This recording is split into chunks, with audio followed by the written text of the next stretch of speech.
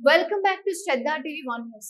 Visakhapatnam shipping harbour లో గల మత్స్యశాఖ కార్యాలయం దగ్గరికి జిల్లా పార్టీ అధ్యక్షుడు శ్రీ కేకే రాజు, సమన్వయకర్తలు తిప్పాల శ్రీనివాస్, దేవన్ రెడ్డి, మొల్లి అప్పారావు మరియు పార్టీ ముఖ్య నాయకులతో కలిసి విశాఖ షిప్పింగ్ హార్బర్ నుంచి చేపల వేటకు వెళ్లిన జాలర్ల సముద్రంలో గల్లంతైన మత్స్యకారుల కుటుంబాల పరామర్శించారు.